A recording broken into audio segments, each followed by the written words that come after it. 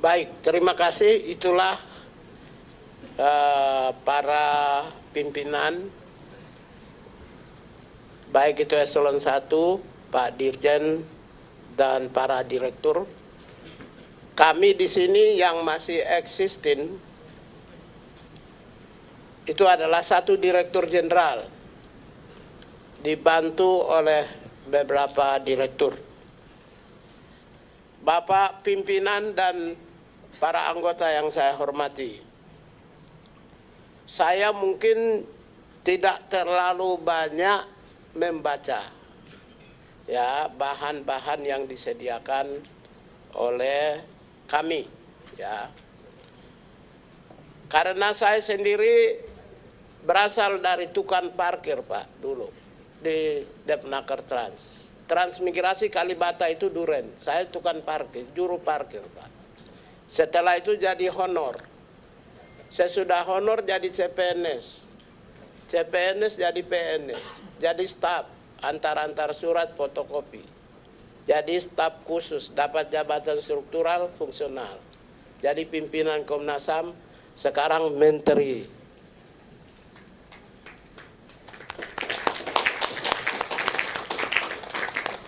Oleh karena itu penataan organisasi kelembagaan saya sudah pasti punya pengalaman.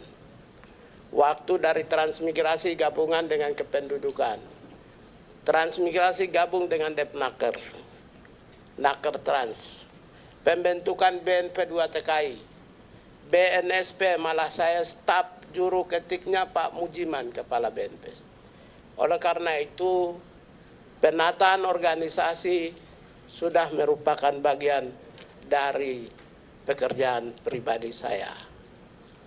Bapak pimpinan dan para anggota yang saya muliakan, saya banggakan dan saya hormati. Seperti yang Bapak-bapak ketahui bahwa Bapak Presiden Republik Indonesia Prabowo Subianto melantik, memberi amanah kepada kami atas nama negara sebagai menteri pada tanggal 21 Oktober. Selain saya juga diberikan amanah kepada Bapak Pak Mugianto sebagai Wakil Menteri Hak Asasi Manusia. Mungkin Bapak-bapak pimpinan yang saya muliakan, kami dua bukan siapa-siapa. Saya aktivis hak asasi manusia jalanan, Pak. Ya. Kemudian kerja di LSM NGO. Lalu masuk pimpinan Komnas HAM, sekarang Komnas HAM.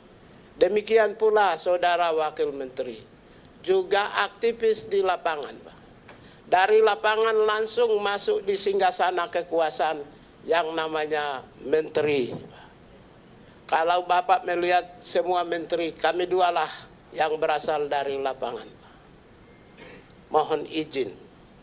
Oleh karena itu kalau persoalan hak asasi manusia, sudah pasti kami memahami, kami memiliki kompetensi, skills, knowledge, dan juga attitude.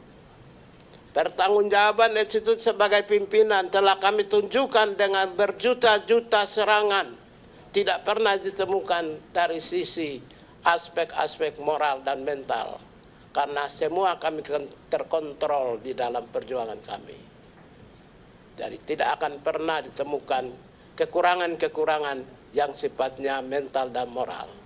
Saya bangga hari ini karena saya diserang, karena saya ingin membawa bangsa ini ya menjadi bangsa yang besar dengan melakukan terobosan-terobosan di luar bayangan semua orang, di mana mengangkat hak asasi manusia yang diabaikan di ujung dari kebijakan politik dan pembangunan menjadi masukan dalam sentrum utama kebijakan di Republik ini, Pak. Jadi itu sebenarnya yang membuat saya mengeluarkan sebuah pernyataan yang beyond menggemparkan, mungkin menurut orang menggemparkan. Sebenarnya bagi kami pembela hak asasi manusia hal yang biasa-biasa saja. Yang menjadi luar biasa, dan kami dibantu untuk memberi kesadaran bagi bangsa dan negara ini. Ketika Pak Pimpinan Komisi 13, Pak Willy Aditya, merespon secara cepat, Pak Andreas Parera pimpinan merespon secara cepat, dan menjadi buah bibir di masyarakat, Pak, dari ujung timur Papua sampai ujung barat Sumatera. Dan itu membesarkan kami, Pak, di mana ada sambutan positif yang luar biasa oleh civil society. Satu civil society pun tidak memberi kritikan. Mohon izin, satu orang civil society pembela HAM tidak memberi kritikan. Itu menunjukkan bahwa saya mengungkapkan perasaan-perasaan yang paling dalam dari pembela kemanusiaan yang ada di seantero negeri ini. Kami juga terima kasih kepada pimpinan, karena dengan kritikan-kritikan yang sampaikan kepada kami berpandangan via negativa mencapai titik tujuan melalui cara pandang yang berbeda dengan kami, mengantarkan kami menjadi pimpinan. Kami menjadi orang yang hebat, sama seperti yang selama ini. Saya ucapkan terima kasih kepada, tidak saya menjadi menteri bukan karena saya oposisi, tapi karena saya diterpa oleh mereka yang ada di pemerintahan. Jadi saya berpandangan itu sebagai sebuah dinamika.